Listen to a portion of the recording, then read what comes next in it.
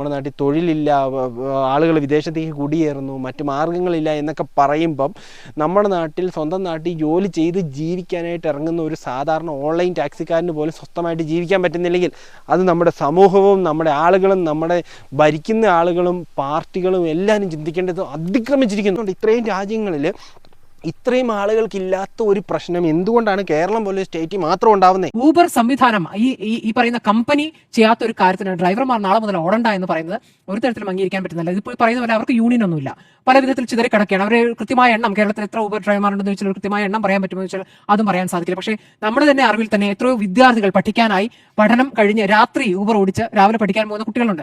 അങ്ങനെ ഈ രണ്ടു തരം ജോലി, നേരത്തെ സുജയ പറഞ്ഞ രണ്ടു തരം ജോലി, അത്രയും ഒരു വരുമാനം ഉണ്ടാക്കുക, എക്സ്ട്രാ ഏണിംഗ് ഉണ്ടാക്കുക എന്ന ഉദ്ദേശത്തോടു കൂടി ഊബർ ഓടിക്കുന്നവരുണ്ട്. അപ്പോൾ അതിനൊക്കെ കഴിയുന്ന ഒരു സംവിധാനമായി അതിന്റെ പോസിറ്റീവ് വശങ്ങൾ കൂടി കാണുന്നുണ്ടല്ലോ. ടാക്സി ഡ്രൈവർമാർ ഒരു തുക നിശ്ചയിച്ച് അവരോട് നമ്മളോട് പറയുക ചെയ്യുക, തുക നമുക്ക് കൊടുക്കേണ്ടി വരും. അതിപ്പോൾ എത്ര കിലോമീറ്റർ എന്ന കണക്കിൽ എല്ലാവരും അങ്ങനെ ആകണമെന്നില്ല, നന്നായി ചെയ്യുന്നവരുണ്ടാകാം. പക്ഷേ അതിനേക്കാൾ കുറച്ചുകൂടി ആളുകൾക്ക് പുതിയ കാലത്ത് എളുപ്പം എത്താൻ കഴിയുന്ന ഒരു സംവിധാനം എന്ന നിലയ്ക്കാണ് ഊബറിനെ നമ്മൾ കാണുന്നത്. അപ്പോൾ നാളെ മുതൽ ഓടണ്ട എന്ന് പറയുന്ന മന്ത്രി പറയുന്നു ഒരു തരത്തിലും അംഗീകരിക്കാൻ പറ്റുന്ന കാര്യമല്ല. അത് ഈ പറയുന്ന ഈ കേരള സവാരി ആപ്പ് കൊണ്ടുവരുമെന്ന് പറയുന്നു, എല്ലാത്തിനും ഒരു കുടക്കീഴിൽ കൊണ്ടുവരുന്ന ഒരു സംവിധാനത്തിലേക്ക് ആക്കുമെന്ന് പറയുന്നതൊക്കെ നല്ല കാര്യം തന്നെ.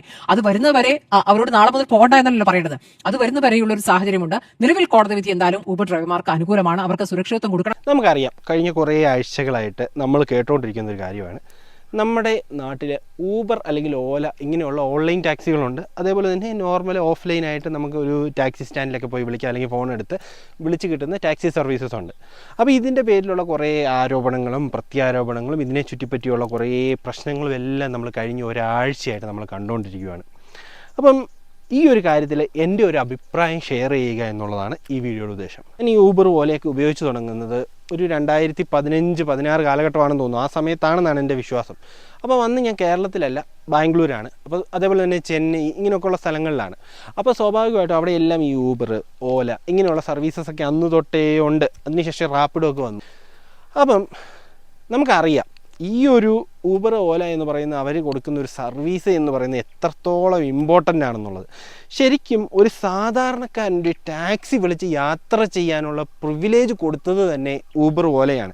ഇത് നമ്മൾ വിസ്മരിച്ചിട്ട് കാര്യമില്ല. ഒരു സാധാരണക്കാരൻ ഇപ്പോൾ ഒരു ഓഫീസിൽ നിന്ന് ഇറങ്ങുന്ന സമയത്ത് ഓഫീസിൽ നിന്ന് മറ്റൊരു സ്ഥലത്തേക്ക് പോകണം, അല്ലെങ്കിൽ അവൻ്റെ റൂമിലേക്ക് പോകണം, അല്ലെങ്കിൽ ഒരു സ്ഥലത്ത് വൈകിട്ട് ഒരു മാളിൽ പോകണം, ഒരു സിനിമയ്ക്ക് പോകണം, ഒരു ഷോപ്പിങ്ങിന് പോകണം, അല്ലെങ്കിൽ ഒരു ഔട്ട് സ്റ്റേഷൻ പോവുകയാണെങ്കിൽ ഇപ്പം കൊച്ചിയിലൊക്കെ വർക്ക് ചെയ്യുന്ന ഒരാൾക്കാണെങ്കിൽ എന്തെങ്കിലും ഒരു ആവശ്യത്തിനൊന്ന് കോട്ടയം വരെ പോകണം, അല്ലെങ്കിൽ ഒരു ആലപ്പുഴ വരെ പോകണം, അല്ലെങ്കിൽ ഒരു തൃശ്ശൂർ വരെ പോകണം, ഇങ്ങനെയുള്ള അടുത്ത ജില്ലകളിലേക്കൊക്കെ ഒന്ന് പോകണം, അല്ലെങ്കിൽ എയർപോർട്ടിൽ വന്നിറങ്ങി കഴിയുമ്പോൾ ഫാസ്റ്റായിട്ടൊരു ഓൺലൈനിൽ നമുക്ക് നമ്മുടെ ഫോണിൽ തന്നെ നമുക്ക് എന്ത് ചെയ്യാം, ബുക്ക് ചെയ്യാനും വളരെ അഫോർഡബിൾ ആയിട്ടുള്ള റേറ്റിൽ നമുക്ക് മറ്റൊരു സ്ഥലത്തേക്ക് പോകാനും പറ്റും.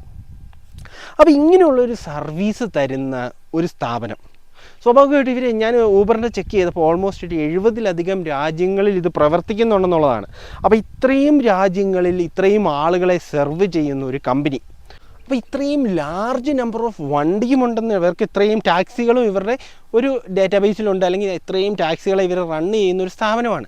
അപ്പോൾ ഇത് ലോകം മൊത്തം വ്യാപിച്ച് കിടക്കുന്ന ഒരു നെറ്റ്വർക്കാണ്. ഇപ്പോൾ ഓലയുടെ കേസിലാണെങ്കിൽ എനിക്ക് തോന്നുന്നത് ഇന്ത്യ മാത്രമേ ഉള്ളൂ, അല്ലെങ്കിൽ ഇനി മറ്റു രാജ്യങ്ങളിലേക്ക് ചെറിയ രീതിയിലൊക്കെ എക്സ്പാൻഡ് ചെയ്ത് വരുന്നുണ്ടെന്ന് തോന്നുന്നു. അപ്പം ബേസിക്കലി ഇത്രയും രീതിയിലുള്ള ഒരു ചെയിൻ, അല്ലെങ്കിൽ ഇത്രയും രാജ്യങ്ങളിൽ പ്രവർത്തിക്കുന്ന ഒരു സ്ഥാപനം എന്തുകൊണ്ടാണ് കേരളത്തിൽ മാത്രം ഇത്രയും പ്രശ്നങ്ങൾ?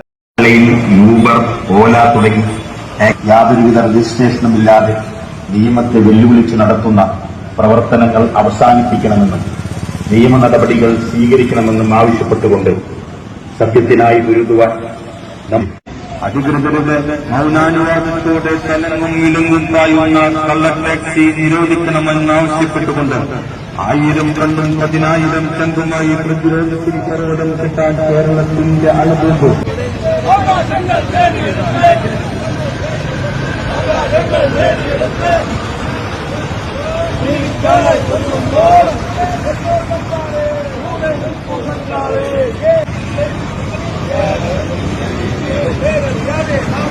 ഇന്ത്യയിൽ പോലും മറ്റ് സ്റ്റേറ്റുകളിൽ ഇത് വളരെ സ്മൂത്തായിട്ട് റൺ ചെയ്യുമ്പം കേരളത്തിലെ ടാക്സിക്കാർക്ക് മാത്രം, അല്ലെങ്കിൽ കേരളത്തിലുള്ള ഗവൺമെൻറ്റിൻ്റെ സൈഡിൽ നിന്ന് മാത്രം ഇവർക്കെതിരെ ഒരു പ്രഷർ ഉണ്ടാകുന്നത് എന്തുകൊണ്ടാണ്?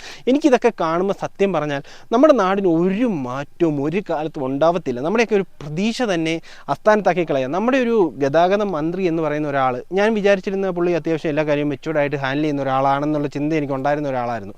ആ ഒരാളുടെ സൈഡിൽ നിന്ന് വരെ വന്നിരിക്കുന്ന ഒരു ലാസ്റ്റ് വന്നിരിക്കുന്ന ഏറ്റവും ഇപ്പോൾ ഉള്ള പ്രശ്നങ്ങളുടെ പലതിൻ്റെയും തുടക്കം തന്നെ ഏകദേശം അതാണെന്ന് തന്നെ നമുക്ക് പറയാം. ഇപ്പം നേരത്തെ തന്നെ ഉണ്ടായിരുന്നു കേരളത്തിൽ നോർമൽ ടാക്സിക്കാരും ഈ ഓൺലൈൻ ടാക്സിക്കാരും തമ്മിൽ പല സ്ഥലങ്ങളിൽ ഇഷ്യൂസ് ഉണ്ടാവാറുണ്ട്. അപ്പോൾ ആ സമയത്തൊന്നും ഈ നോർമൽ ടാക്സിക്കാർക്ക് ഒരു പരിധിയിൽ കൂടുതൽ ഈ ഓൺലൈൻ ടാക്സിക്കാരുടെ മേൽ അവരൊരു ഒരു ഒരു ഒരു പരിധി കൂടുതൽ പ്രശ്നങ്ങളോ തല്ലിപ്പൊളിയോ പ്രശ്നങ്ങളോ കാര്യങ്ങളോ ഒന്നും ഉണ്ടാവാറില്ലായിരുന്നു. ആ സ്ഥാനത്താണ് നമ്മുടെ ഗതാഗത മന്ത്രി തന്നെ വന്നിട്ട് പറഞ്ഞിരിക്കുന്നത് പ്രോപ്പറായിട്ടുള്ള നടപടിക്രമങ്ങളൊന്നും പാലിക്കാതെ പ്രവർത്തിക്കുന്ന ഒരു സംവിധാനമാണ് എന്ന് പൊതുവായിട്ട് വന്ന് മാധ്യമപ്രവർത്തകരോട് പറയുകയും അതിനുശേഷം കേരളത്തിൽ അരങ്ങേറുന്ന പ്രശ്നങ്ങൾക്കൊരു കൈയും കണക്കുമില്ല. എവിടെ ഇവരെ കണ്ടാലും നോർമൽ ടാക്സിക്കാർ ഓടിച്ചെന്ന് തടയുകയും വണ്ടി തല്ലിപ്പൊളിക്കുകയും അതിനകത്തിരിക്കുന്ന ഡ്രൈവറിനെ കയ്യേറ്റം ചെയ്യുകയും ഒക്കെയുണ്ട്. നമുക്ക് പല വീഡിയോസും നമ്മൾ ഈ കഴിഞ്ഞ ഒരു 1-2 ആഴ്ചയായിട്ട് പല സ്ഥലങ്ങളിലും കാണുന്നുണ്ട്. ഊബറിന്റെ കാര്യത്തിൽ ഒരു ഇന്റഗ്രേറ്റഡ് പോളിസി രൂപീകരിക്കണമായിരുന്നു ട്രാൻസ്പോർട്ട് ഡിപ്പാർട്ട്മെന്റ്, അത് രൂപീകരിച്ചിട്ടുണ്ട്. അപ്പോൾ ഊബർ രജിസ്ട്രേഷനിൽ ഇതിനകത്ത് ഈ ഊബറും ഓല എന്ന 2 കമ്പനി വളരെ പ്രധാനപ്പെട്ടാണ്. ഇവര് കേരളത്തിൽ രജിസ്റ്റർ ചെയ്തിട്ടില്ല. അതിൽ ഒരു കമ്പനി 3 കമ്പനി ഉള്ളതിൽ ഒരു കമ്പനി രജിസ്റ്റർ ചെയ്തിട്ടുണ്ട്. അപ്പോൾ അവർ രജിസ്റ്റർ ചെയ്യുന്ന കേന്ദ്ര ഗവൺമെന്റിന്റെ ഒരു കണക്കുണ്ട്, ഇത്ര രൂപ വെച്ച് അടയ്ക്കണം എന്നൊക്കെ അവർ ലൈസൻസ് ഫീ. അത് കേരള ഗവൺമെന്റിന് അടച്ചുകൊണ്ട് അവർ ഉടനെ രജിസ്റ്റർ ചെയ്യേണ്ടതുണ്ട്. രജിസ്റ്റർ ചെയ്ത് കഴിഞ്ഞാൽ അവർക്ക് പ്രൊട്ടക്ഷൻ കിട്ടും. അപ്പോൾ അതിന് നിയമപരമായ സാധ്യത വരണമെങ്കിൽ അവര് state transport authority STA permission വാങ്ങിക്കും. ഇത് കേന്ദ്ര നിയമമാണ്. ഒന്നാമത് ഇപ്പോൾ കുറേ ദിവസമായിട്ട് പണി കാര്യങ്ങളൊന്നുമില്ല. ഓൺലൈൻ ടാക്സി വന്നതിൻ്റെ ശേഷമാണ് പണിയും കാര്യവും തീരെ ഇല്ലാണ്ടത്. ഒരു 3-4 മാസമായിട്ട് പണി കാര്യങ്ങളൊക്കെ വളരെ കുറവാണ്. ഓരോ ചാർജും നമ്മളെ ചാർജും വെച്ച് നോക്കുമ്പോൾ വളരെ കുറവായിട്ടാണ് ഓരോ ഓടുന്നത്. ഞങ്ങൾക്ക് അതിൽ ഓടിയിട്ട് കാര്യമില്ല. അതാണ് ഇപ്പോഴത്തെ ഏറ്റവും വലിയ വിഷയം. പക്ഷേ ഇതിന് വേണ്ടിയിട്ടുള്ള അനുമതിയോ കാര്യങ്ങളോ ഒന്നും കിട്ടിയിട്ടില്ല അവർക്ക്. ഊബർ ഓല ടാക്സി ഓടാനുള്ള ഒരു അനുമതി അവർക്ക് കിട്ടിയിട്ടില്ല. കിട്ടാതെ തന്നെയാണ് അവർ ഓടിക്കൊണ്ടിരിക്കുന്നത്. സർക്കാർ നിശ്ചയിച്ച പ്രകാരം ഓടുകയാണെങ്കിൽ ഞങ്ങൾക്ക് അത് ഓക്കെ, ഞങ്ങളും ആ ലെവലിൽ ഓടാൻ ഞങ്ങൾ തയ്യാറാണ്. അതല്ലാതെ അതിലും കുറച്ച് ഞാൻ ഓടുമ്പോൾ ഞങ്ങൾക്കൊരു വലിയ പ്രശ്നമാണ്. കോഴിക്കോട് സിറ്റിയിൽ ആളുമല്ല. ഈ കൊടുവള്ളി, ബാണിപുരം, മറ്റേ മാവൂര്, മറ്റേ മഞ്ചേരി, കുണ്ടോട്ടി ആ ഭാഗങ്ങളിലുള്ള ഡ്രൈവർമാരാണ് ഇവിടെ വന്നെങ്കിൽ ഈ ചെറിയ പൈസക്ക് വണ്ടി കൊടുത്തെങ്കിൽ ഇവിടെ ഓടിങ്ങാഞ്ഞിട്ട് ഞങ്ങൾ ഈ ടാക്സി മേഖലകളെ തകർക്കാനുള്ള ഒരു ഇതിലേക്കാണ് അവർ കൊണ്ടുപോകുന്നത്.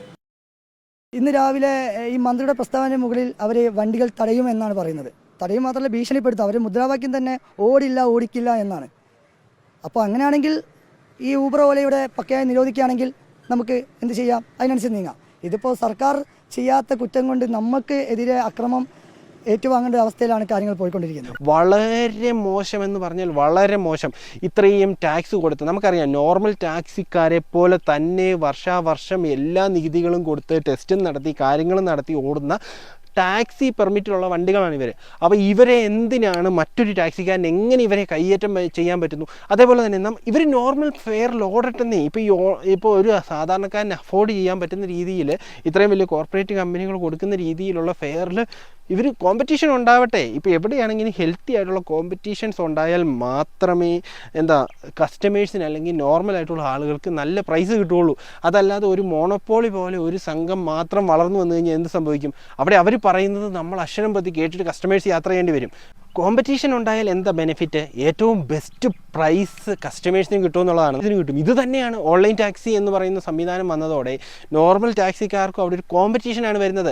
അല്ലെങ്കിൽ കാലത്തിനനുസരിച്ചുള്ള മാറ്റമില്ലാതെ ഇങ്ങനെ ഈ പിന്തിരിപ്പൻ മൂരാച്ചികളായിട്ട് ഇങ്ങനെ ഒരു സമൂഹം, കേരളം എന്ന് പറയുന്ന ഒരു സ്ഥലത്തുള്ള കുറേ ആളുകൾ, ഇടുങ്ങിയ ചിന്താഗതിയായിട്ട് ജീവിക്കുന്ന ഒരു കൂട്ടം ആളുകൾ ഇങ്ങനെ തിങ്ങിപ്പാർത്ത് ഒരു വികസനവും പാടില്ല, ഒരു രീതിയിലും പറ്റും. നമുക്ക് പല സമയങ്ങളിലും നമ്മുടെ സർക്കാരിനെ അല്ലെങ്കിൽ നമ്മുടെ രാജ്യത്തെ നമ്മുടെ സ്റ്റേറ്റിലെ രാഷ്ട്രീയ പാർട്ടികളെയൊക്കെ നമ്മൾ പലപ്പോഴും പറയും വികസനത്തിന് വേണ്ടി അവരെതിരാണ്, അല്ലെങ്കിൽ അത് ചെയ്യാൻ സമ്മതിക്കത്തില്ല എന്നൊക്കെ പറഞ്ഞ് ഒത്തിരി ആരോപണങ്ങൾ ഉണ്ടാവാറുണ്ട്. ശരിക്കും എന്താണ് വികസനം? ഓരോ സാധാരണക്കാരനും അഫോർഡബിൾ ആയിട്ടുള്ള രീതിയിൽ അവൻ എല്ലാ സൗകര്യങ്ങളും കിട്ടുന്നിടത്താണ് വികസനം വരുന്നത്. അപ്പോൾ അവൻ്റെ യാത്രയെയാണ് ഇവിടെ ശരിക്കും തടഞ്ഞുകൊണ്ടിരിക്കുന്നത്. നമുക്കറിയാം, ഇപ്പോൾ ഈ മൂന്നാറിലൊക്കെ അടുത്തിടെ കുറേ ഇഷ്യൂസ് ഉണ്ടായി ടാക്സിക്കാരുമായിട്ട് തമ്മിൽ. അതേപോലെ തന്നെ നമ്മുടെ ഇപ്പം കോട്ടയത്തെ ഒരു വീഡിയോ ഞാൻ ഇന്ന് കുറച്ച് മുമ്പ് കണ്ടതേ ഉള്ളൂ. അപ്പോൾ ഇങ്ങനെയുള്ള ഓരോ സ്ഥലങ്ങളിലും ഈ പോകുന്ന ടാക്സിക്കാരുടെ കൂടെ ഒരു കസ്റ്റമറുണ്ട്. പൊതുനിരത്തിൽ വഴിയിൽ തടഞ്ഞു നിർത്തി അവരുടെ മേൽ ആക്രോശിക്കുവാണ്. എന്തധികാരമാണ് ഇവന്മാർക്കുള്ളത്? അങ്ങനെയുള്ള കസ്റ്റമേഴ്സിനും അതേപോലെ തന്നെ ഈ ഓൺലൈൻ ടാക്സി ഓടിക്കുന്ന ഡ്രൈവേഴ്സിനും അവരുടെ വണ്ടിക്കും പ്രൊട്ടക്ഷൻ കൊടുക്കേണ്ട ഗവൺമെൻറ് തന്നെ അവർക്കെതിരായിട്ട് നിന്ന് കഴിഞ്ഞാൽ അതിന് അർത്ഥം എന്താ? ഓൺലൈൻ ടാക്സിക്കാർ എന്തെങ്കിലും തെറ്റ് ചെയ്യുന്നുണ്ടോ? അവർക്കൊരു കുടുംബമില്ലേ?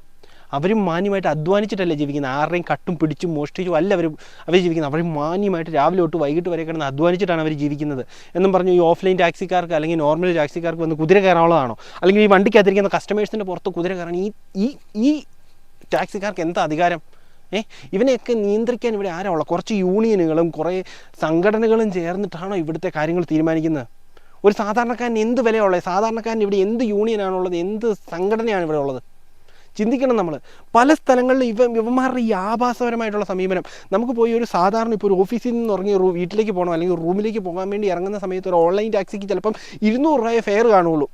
ആ 200 രൂപ ഫെയറിന് അവൻ്റെ വീട്ടിൽ ചെല്ലാൻ പറ്റും. ചിലപ്പോൾ 150 രൂപയെ ഫെയർ കാണുള്ളൂ. അതേസമയം ഒരു ടാക്സി സ്റ്റാൻഡിൽ നമ്മൾ ഓട്ടോ വിളിച്ച് പോയി ടാക്സി സ്റ്റാൻഡിൽ നിന്ന് പോയി വണ്ടി വിളിച്ചിട്ട് വേണോ പോകാൻ?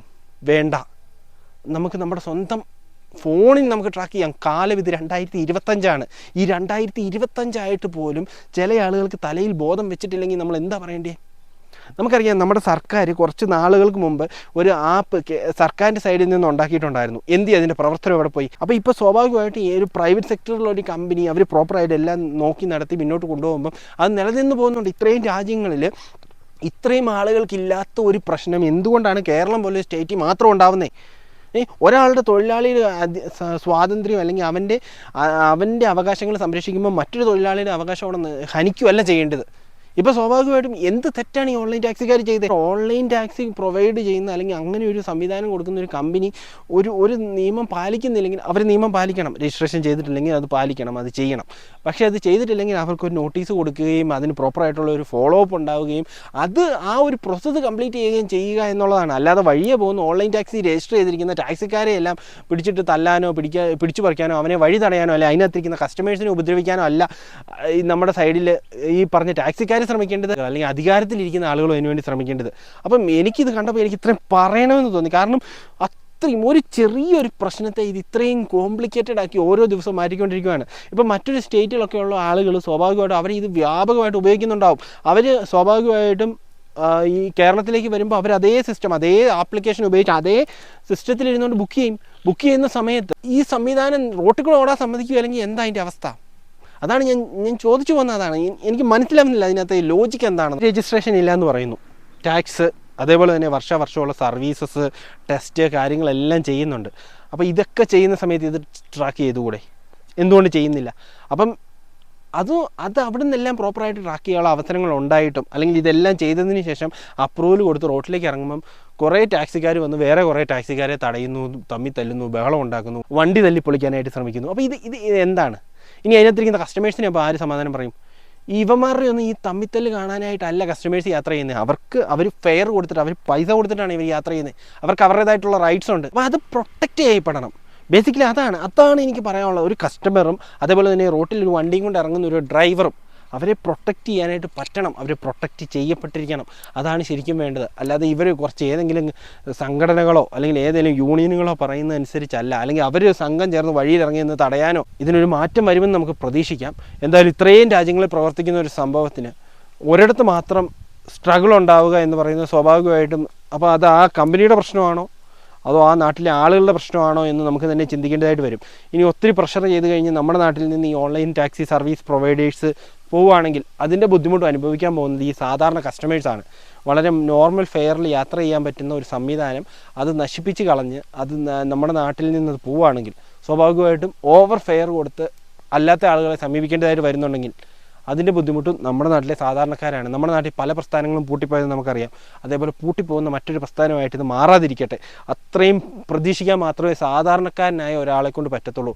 അല്ലാതെ ഇതെന്തായാലും നമ്മുടെ കയ്യിലല്ലല്ലോ. അതുകൊണ്ട് തന്നെ നമുക്കിതിനകത്തൊരു ഒരു സ്റ്റാൻഡ് ഇല്ല. നമ്മളിപ്പം നമ്മുടെ സൈഡിൽ നിന്ന് ഒരു ടേക്ക് എടുക്കാൻ പറ്റത്തില്ല. അപ്പോൾ ഈ ഒരു പ്രസ്ഥാനം എങ്കിലും പൂട്ടിപ്പോകാതിരിക്കട്ടെ എന്ന് നമുക്ക് പ്രതീക്ഷിക്കാം. നമ്മുടെ നാട്ടിൽ തൊഴിലില്ല, ആളുകൾ വിദേശത്തേക്ക് കുടിയേറുന്നു, മറ്റ് മാർഗ്ഗങ്ങളില്ല എന്നൊക്കെ പറയുമ്പം നമ്മുടെ നാട്ടിൽ സ്വന്തം നാട്ടിൽ ജോലി ചെയ്ത് ജീവിക്കാനായിട്ട് ഇറങ്ങുന്ന ഒരു സാധാരണ ഓൺലൈൻ ടാക്സിക്കാരന് പോലും സ്വസ്ഥമായിട്ട് ജീവിക്കാൻ പറ്റുന്നില്ലെങ്കിൽ അത് നമ്മുടെ സമൂഹവും നമ്മുടെ ആളുകളും നമ്മുടെ ഭരിക്കുന്ന ആളുകളും പാർട്ടികളും എല്ലാവരും ചിന്തിക്കേണ്ടത് അതിക്രമിച്ചിരിക്കുന്നു.